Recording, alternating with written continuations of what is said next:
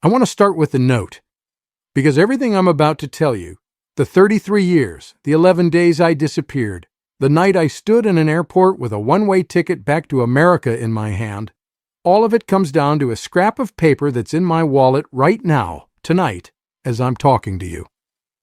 9 words written in shaky English by a woman who barely spoke it. And I'm going to read you those 9 words, but not yet. Because if I read them to you now, you wouldn't feel what I felt. You'd just hear a sentence. To understand why those 9 words saved my life, and I mean that, they saved my life, you have to know everything that came before them. So stay with me, because by the end of this, I'm going to read you that note, and I'm going to tell you the one thing that happened 3 days ago that I still can't quite believe.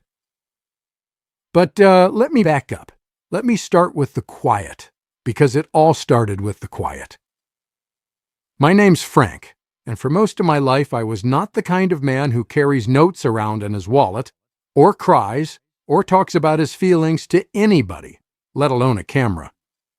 I ran electrical crews for 31 years out of northern New Jersey. Rough work, rough mem. You climb into an attic in August, you crawl under a house in January, you learn to keep your mouth shut and your hands moving. I was good at it. I was the guy they called when a job was behind and somebody had to make it right. 31 years, and I could walk into any building in the tri-state area and tell you what was wrong with it just by the hum of the wiring in the walls. That was me. Competent, quiet, useful. A man made of his hands. And I married up, way up, when I was 29. Her name was Rosa. And here's the thing you have to understand about Rosa, because it's the whole key to this story. Rosa had the words that I didn't. See, some couples, one person carries the feelings for both of them. That was us. I'd be sitting there, chest full of something I couldn't get to my mouth, and Rosa would she'd say it. She'd look at me and she'd say the exact thing I was feeling out loud, like she'd reached into my chest and pulled it out and set it on the table where we could both look at it. 33 years she did that for me. 3 kids, a little house, a whole life. And I never once had to learn how to say what was inside me, because I had her to say it for me. And I want you to remember that I never learned to say it, because it's going to matter enormously later. It's going to be the thing that nearly destroys everything. But I'm getting ahead of myself. Rosa died on a Thursday. She'd had a stroke on the Sunday before, and for 11 days, and that number, 11 days, hold on to it too, because it comes back in a way you won't expect. For 11 days, she was in a hospital bed, and then on the Thursday, she was gone. 61 years old. And the woman who had carried my feelings for 33 years, the woman who translated me to the world and to myself, she took all my words with her when she went. And I found out, standing in that hospital hallway, that I did not know how to be a person by myself. I genuinely did not know how. Now, everybody knows grief is hard. That's not news. But I want to tell you the specific thing about it that nobody warns you about, because it's not what you think. It's not the funeral. It's not the big waves of crying. Those, at least, you're ready for. It's the small mechanical things. It's standing at the coffee maker on the first morning, and your hands, out of 33 years of habit, reach for 2 mugs. 2. And you stand there holding the second mug, and you have to make yourself put it back in the cupboard. Every single morning. It's the way the house gets so quiet you start running the television all day and all night. Not to watch it, just so there's a human voice in the walls. It's setting the table for one and it looking wrong. Grief lives in the arithmetic of a house. 1 cup instead of 2. 1 plate. 1 toothbrush in the little holder that was built for 2. That's where it gets you. I did that for 3 years. 3 years. In that chair, in that house, in that quiet. My kids were worried sick. My son David would call and say, "Dad, you gotta do something. You gotta go somewhere. See somebody. Anything." And I'd put on the voice. You know the voice. The one you use to convince the people who love you that you're fine. And I'd say, yeah, I'm keeping busy, lots going on. And then I'd hang up and sit back down in the chair. There was nothing going on. There was a man in a chair and a television talking to nobody. And I want to be honest with you about how far down it went, because I think somebody watching this needs to hear it. There was a stretch in that third year where I stopped seeing the point. Not in a, I don't want to scare anybody, but in the sense that I genuinely could not locate one single reason to still be here. Rosa was gone. The kids were grown and had their own lives. The work was behind me. And I remember thinking, very calmly, that I was basically just waiting. Waiting the way you wait in a doctor's office. Killing time until my name got called. That's a dangerous place for a man to live. And I lived there for the better part of a year. Now, why am I telling you the darkest part right up front? Because I need you to measure the distance. I need you to hold that man, the one waiting to be called, in your mind. Because where I'm sitting right now is so far from that chair that you're not going to believe the same man made the trip. And the thing that carried me the last mile of that trip is those 9 words in my wallet. But we're not there yet. Stay with me. What finally got me out of the chair wasn't wisdom or courage. It was a guy named Tommy.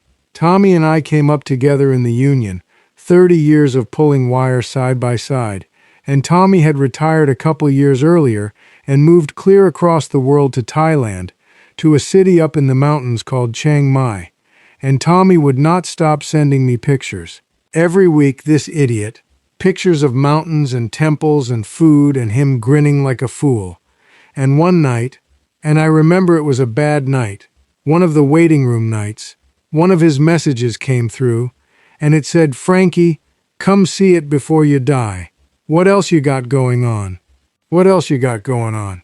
And I looked around that silent house, and I had to admit the man had a point. I had nothing going on. So I bought a ticket. And I want to be very clear about why I came here, because it matters.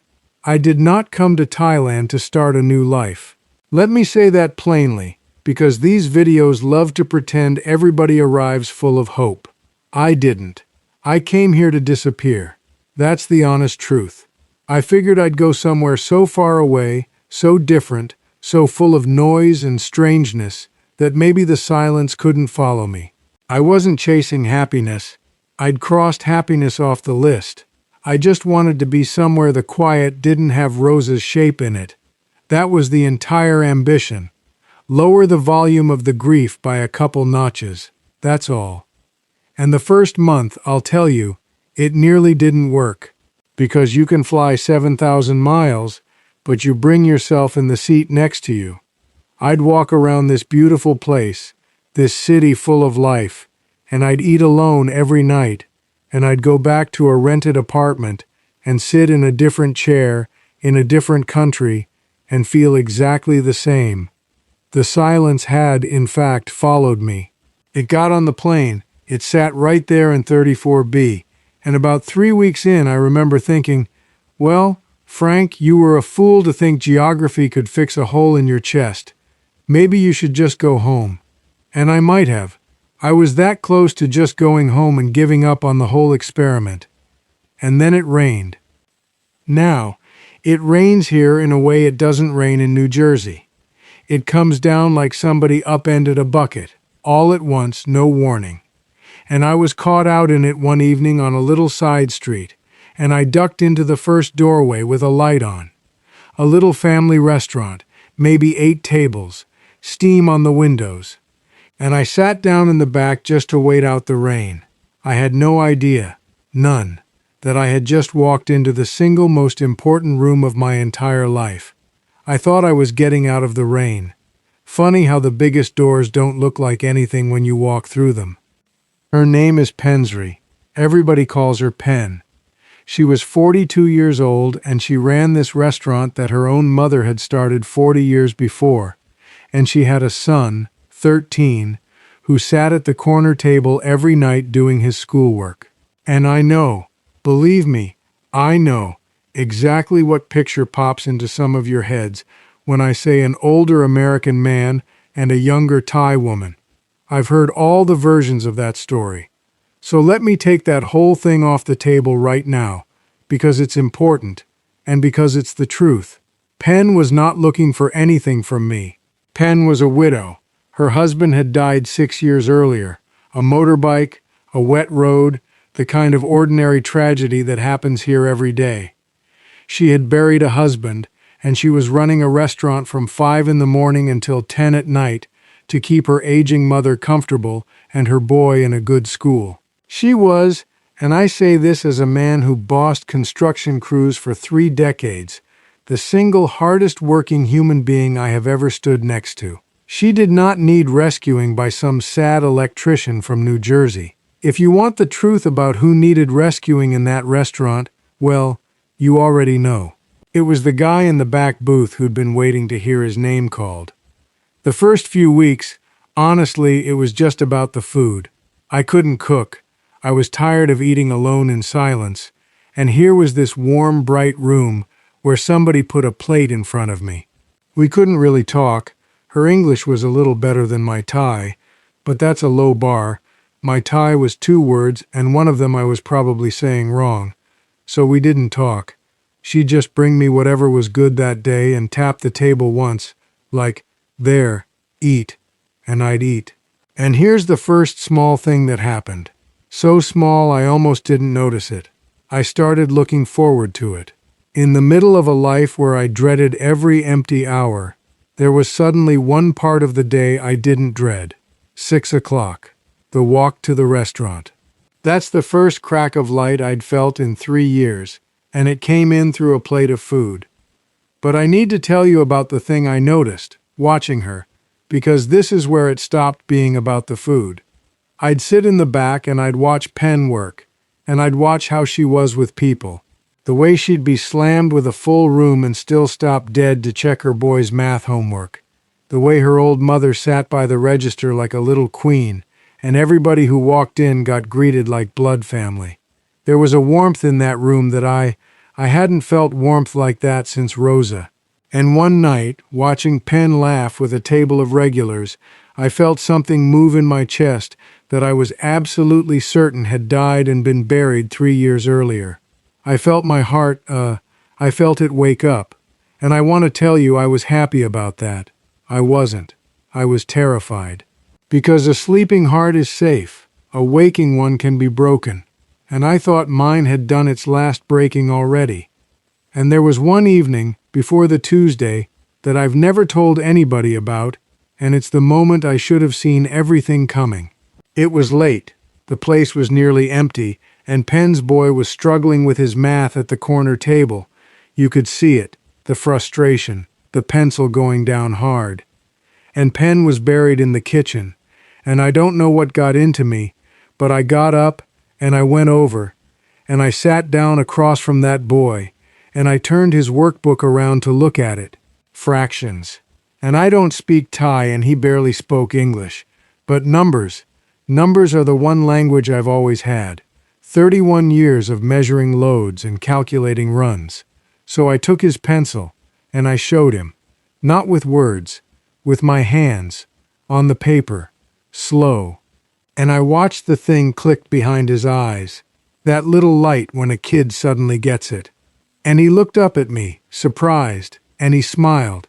And right at that exact moment, I felt somebody watching, and I looked up, and Pen was standing in the kitchen doorway with a towel in her hands, completely still, just watching me help her son.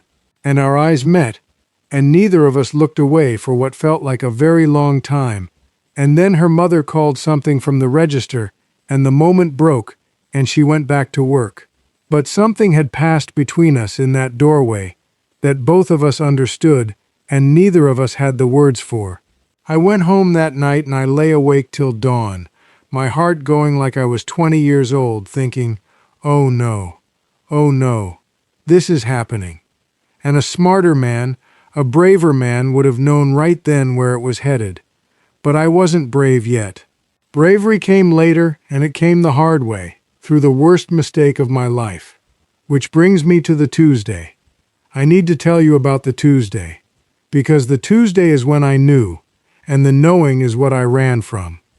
It was a rainy Tuesday, weeks into this routine of mine. And I was in my usual spot in the back, and Pen came out of the kitchen, and she set a bowl down in front of me that I had not ordered, and she didn't say a word. She tapped the side of the bowl twice with her spoon. Tap, tap, and she looked at me, and she smiled, this small private smile, and she went back into the kitchen. And I looked down at this bowl of soup that I hadn't asked for, that she'd just made, because she thought I'd like it, because she'd been paying attention to what I liked. And something in me came apart, because I realized it was the first time in 4 years, since before Rosa got sick, that another human being had made me something without me asking, had thought about me when I wasn't in the room. And I sat there, a 62-year-old man, a former foreman, a man made of his hands, and I put my face down and I cried into a soup I couldn't even pronounce, right there in the back of the restaurant, because somebody had made me something. That's all. Somebody had made me something. And that should have been the beginning. In the movies, that's the beginning. But I told you I made the worst mistake of my life, and here it is. Because for me, that warmth didn't arrive carrying joy. It arrived carrying guilt. A terrible, crushing, drowning guilt. Every time Pen made me laugh, this voice would start up in the back of my head, and the voice said, "What do you think you're doing, Frank? 33 years with Rosa, and her barely 3 years in the ground, and you're sitting in a restaurant across the world getting soft over some woman 20 years younger than you? You're a traitor. You're a foolish, disloyal old man playing at a second life you have no right to." And that voice got louder and louder until one night it won, and I did the thing I'm most ashamed of in my whole life. I stopped going, cold. No goodbye, no explanation. How would I even have explained it? I didn't have the words. I never had the words. That was the whole problem. I just stopped.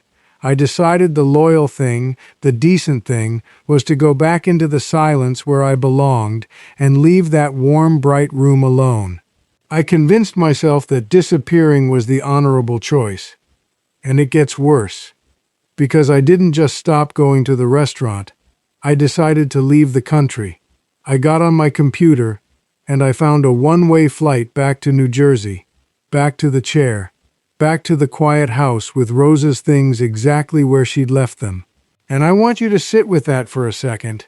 I was going to fly back across the entire world to go sit in a chair and wait for my name to be called, and I was going to do it on purpose, because I'd decided that being happy again was a betrayal. That's how loud the guilt was. That's what it almost cost me. And here's the part I really need you to hear. The reason I'm telling you all of this.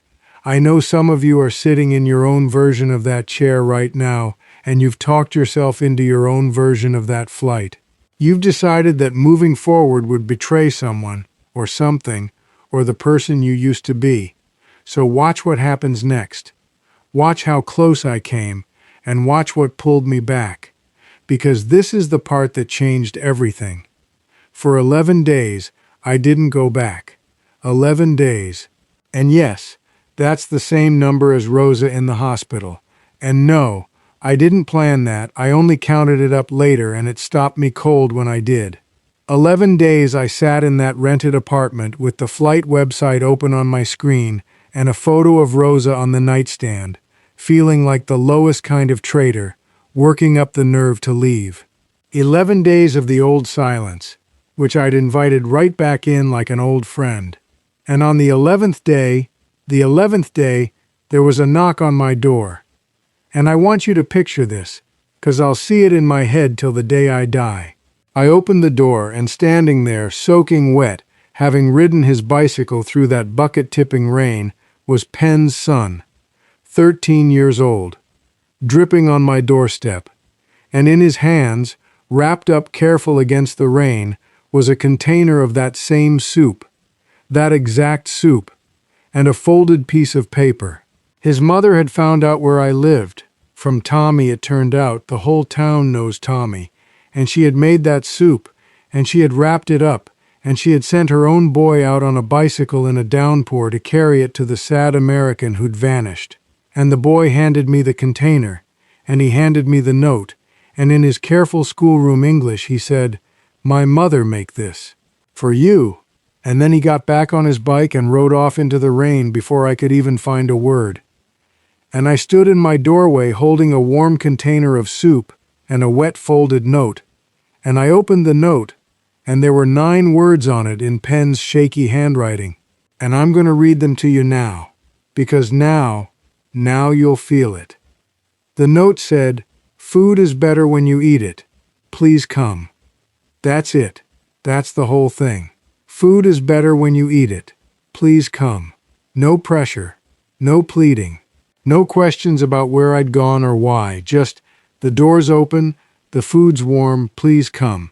And I sat down on the floor of that apartment, with the rain coming down outside and my knees not what they used to be, and I read those 9 words maybe 40 times, and I broke completely open. Because do you understand what she was saying?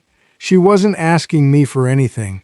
She was telling me I was wanted, that a warm thing was waiting, and it was better with me there. After 3 years of being a man who set the table for one, somebody had set a place for me. And that's when the guilt finally broke, and I'll tell you exactly how it broke, because it's the most important thing I've learned in 62 years of living, and if you take one thing from this whole story, let it be this. Sitting on that floor, I stopped listening to the guilt voice that had been pretending to be my loyalty to Rosa, and instead I asked myself what the real Rosa, my actual wife, the woman who carried my feelings for 33 years, what she would actually say if she could see me on that floor, about to fly home to a chair. And I knew it instantly and completely, the way you know your own name. Rosa would have been furious with me. She'd have put her hands on her hips and she'd have said, "Francis, I did not love you for 33 years so that you could throw the rest of your life away sulking in a chair to prove some point about me. I gave you a heart that knows how to love a person. Don't you dare let it rot. Go eat the soup, you beautiful idiot." Loving Pen was never a betrayal of Rosa. Refusing to live, that was the betrayal. The love Rosa and I built didn't die with her. She left it to me. It was mine to keep using. And burying it alive in a chair in New Jersey would have spit on every one of those 33 years. So I closed the flight website, and the next evening in the rain I walked back to that restaurant. And I need to tell you what happened when I walked in, because it's the opposite of what a lifetime of movies had prepared me for. Pen didn't run to me. She didn't cry. She didn't demand to know where I'd been. She didn't make it a big dramatic scene. She just looked up from the register, and she saw me standing there dripping in the doorway, and she gave me a little nod, like, "Oh, there you are, finally." And she tapped the empty stool next to her. Just tapped it. "Sit." And I walked over, and I sat down on that stool. And that, right there, was the real beginning of my life. On a stool, next to a register, in a little restaurant in the mountains, at 62 years old. That was 2 years ago.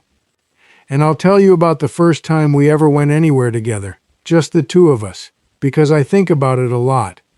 Because after I came back, we still didn't talk about any of it. The vanishing, the note, what was happening between us. We didn't have the words and we didn't try to force them. We just kept on. Me showing up in the mornings, her tapping the stool at night. And then one Sunday, the restaurants closed on Sundays, she showed up at my apartment on her little motorbike, and she didn't explain. She just handed me a helmet, and I got on the back of this woman's motorbike. Me, a 62-year-old man who'd never been on a motorbike in his life, holding on for dear life. And she drove us up into the mountains, up these winding roads, to a temple sitting way up high in the trees with the whole valley spread out below. And we didn't say much, because we couldn't. We just stood at the top and looked out at all of it. And at one point, without any words, she reached over and she took my hand. Just took it. First time. And we stood up there holding hands like a couple of teenagers, two widowed middle-aged people who'd both buried somebody and both figured that part of life was over, and neither one of us said a single word, because there wasn't a word in either of our languages big enough for it. And I remember thinking, Rosa, if you can see this, I hope you're not angry. I hope you're glad. And somewhere in me I felt like she was. On the back of that motorbike coming down the mountain, with my arms around this woman and the wind going by, I felt something I genuinely thought I would never feel again as long as I lived. I felt young, and now let me tell you what those 2 years built. And then, like I promised, I'll tell you the thing that happened 3 days ago, because it's the reason I finally decided to sit down and tell this whole story to a camera. These days, I get up in the morning and I go help open the restaurant. Me, the electrician. First thing I did, once Penn would let me, was rewire that whole kitchen. 31 years of trade knowledge, and I put it into making her stoves and her lights and her walk-in run better than they'd run in 40 years. That's how I could finally say the things I never had words for. I couldn't tell Penn what she meant to me. The language wasn't there. It was never there, not even in English with Rosa. So I showed her. I fixed the wiring. I showed up at 5 in the morning. I learned exactly how her mother takes her coffee, and I made it that way every day without being asked. And here's the thing that stunned me, the thing I'm still turning over in my head at night. For my whole life I thought my problem was that I couldn't say, I love you. And it turns out I'd just been trying to say it with my mouth, when I was built to say it with my hands. I had to lose my entire language, come to the far side of the earth, and sit in a kitchen I couldn't verbally survive in, to finally learn how to love out loud. 62 years old. First time. Penn's mother calls me Look Chai now. It means son. An 80-year-old Thai woman who I can barely exchange 10 words with calls me son, and it gets me every single time, right in the chest, every time. But I'll tell you, that didn't come easy, and I want to tell you how it came, because it's its own little story, and it nearly went the other way.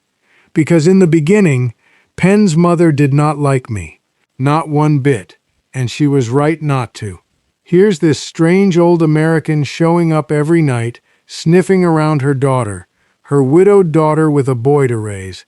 Of course she didn't trust me. She'd give me this look from the register, this flat, hard look, like she was pricing me and finding me too expensive, for weeks. And it bothered me, but I understood it. I'd have looked at me the same way, so I didn't push. I just kept showing up, kept being useful, kept fixing things. And then one day the old woman's ceiling fan died, the one over her spot by the register, in that heat, which up here is no small thing, and nobody could get it working, and I didn't ask. I just went and got my tools from my apartment, and I came back, and I climbed up, and I took that fan apart, and I found the burned out bit, and I fixed it, and I cleaned the whole thing while I was up there, and I got down, and I turned it on, and the air moved across that old woman for the first time in a week, and she looked at me. Different this time, and she didn't say thank you. She said something in Thai, fast, to Penn, and Penn went red and wouldn't translate it, and to this day she won't tell me what her mother said. But from that day on, the hard look was gone, and a few months after that, it was, Look Chai, son, I fixed a fan, and I got a mother out of it. That's the currency here, not words. You show up, and you fix the fan. And the boy, Penn's boy, I've been helping him with his math, because turns out electrical work is just math you can touch. And a few months back he had a school event, Parents' Day kind of thing, and he asked me to come. And he walked me around and introduced me to his friends, and none of us had the right word for what I am to him. I'm not his father's gone, I'm not just his mom's boyfriend. That's too small. So he solved it himself. He looked at his friends and he pointed at me and he said, This is my Frank, like I was a whole category of person that only he had. and I had to go stand in the hallway by myself for a minute so a bunch of 13-year-olds wouldn't see a grown American man come apart at the seams. Now, I'm not going to sell you a fairy tale, because I promised you the truth and you've stayed with me this long, so you've earned it. It is not perfect. Pen and I come from two different worlds, and some days the distance between them is wide. There are things I still can't say to her right, 2 years in, and we point, and we laugh, and we hold the phone up and let it translate, and some nights we just give up on words entirely and sit next to each other in the quiet. But here's the difference, and it's everything. It's not the same quiet.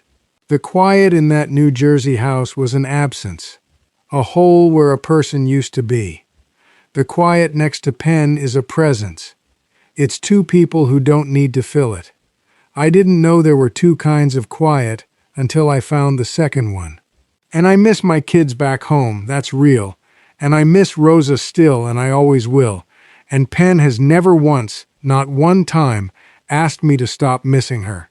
She knows Rosa's picture is still on my nightstand. She's never asked me to move it. That's the kind of woman she is. That's the kind of heart I almost got on a plane to run away from.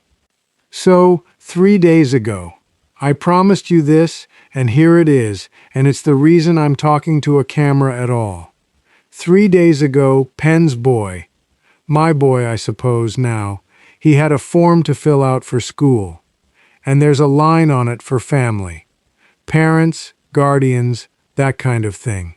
And he filled it out at the corner table, the same table he's done his homework at every night for 2 years, and when he was done, he slid it across to me to look at. And down at the bottom, on the line for family, in his careful handwriting, he'd written his mother's name and his grandmother's name, and then he'd written mine, Frank, on the line for family, and he looked up at me, a little unsure, like he wasn't certain he was allowed to, and he said, is okay, and I couldn't get a single word out.